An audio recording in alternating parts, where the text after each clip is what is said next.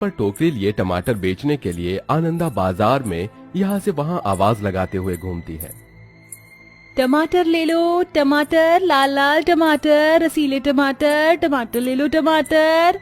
आनंदा को टमाटर बेचते हुए देख कुछ औरतें उसके पास आती हैं और उससे टमाटर खरीदने लगती हैं। क्या भाव दिए हैं टमाटर?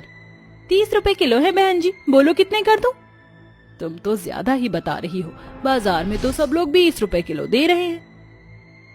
बहन एक काम करो, उन्हीं से जाकर ले लो, मैं तो खुद की ताजा खेती में से लेकर आती हूँ टमाटर, उन्होंने तो पता नहीं कब के धरे हुए हैं।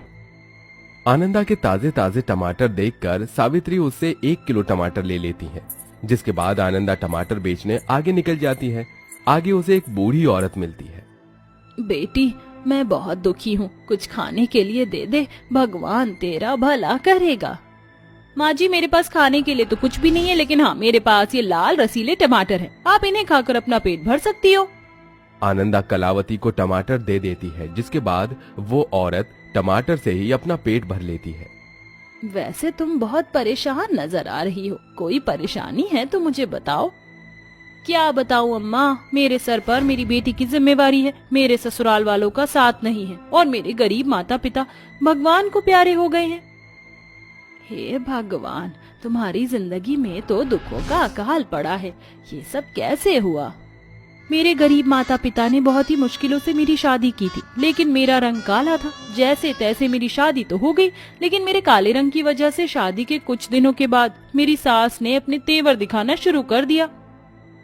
इसने तो कहा गया कि लड़की की शादी में खूब सारा दहेज आएगा, लेकिन देखो तो सही, भला एक कील तक नहीं लेकर आई हैं।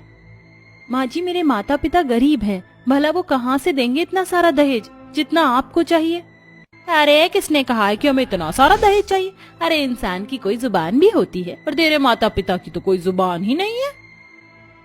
निर्मला ये सब कह रही थी कि तभी आनंदा के फोन पर कॉल आती है।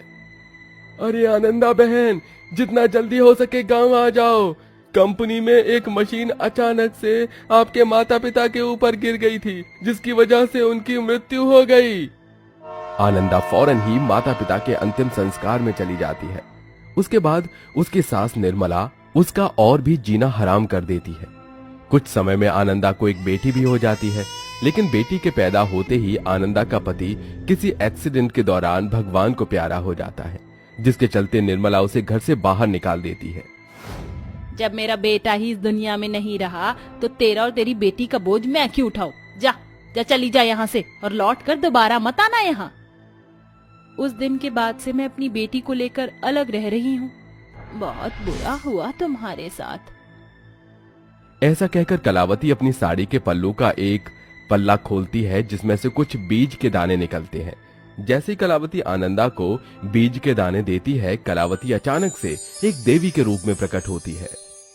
मैं हमेशा अच्छे और बेसहारा लोगों की मदद करती हूँ। कई समय से मैं तुम्हारे ऊपर नजर रख रही थी। तुम बहुत मेहनत करती हो अपनी बेटी के लिए और अपने लिए, बस तुम्हें कुछ नहीं करना है। इन जादुई बीजों को अपने टमाटर की खेती में डाल देना, उसके बाद तुम्हारी जिंदगी पूरी तरह बदल जाएगी। आनंदा उन बीजों को लेने के बाद उनकी तरफ देखने लगती है। जैसे वो गर्दन उठाकर देवी माँ से कुछ कहने वाली होती है, देवी माँ वहाँ से गायब हो जाती हैं। अरे ये क्या, देवी माँ तो गायब हो गई। आनंदा शाम तक सारे टमाटर बेचने के बाद वापस अपने घर लौट आती है, जिसके बाद वो अपनी बेटी रूपाली के लिए खाना बनाती है और उसे खाना खिलाती है, जिसके बाद वो सोने से पहले अपनी बेटी को पढ़ाती भी है। रूपाली, मैं चाहती हूँ कि तुम पढ़ लिख कर कुछ बन जाओ, क्योंकि जो मेरे साथ हुआ वो मैं तुम्हारे साथ नहीं होने देना चाहती।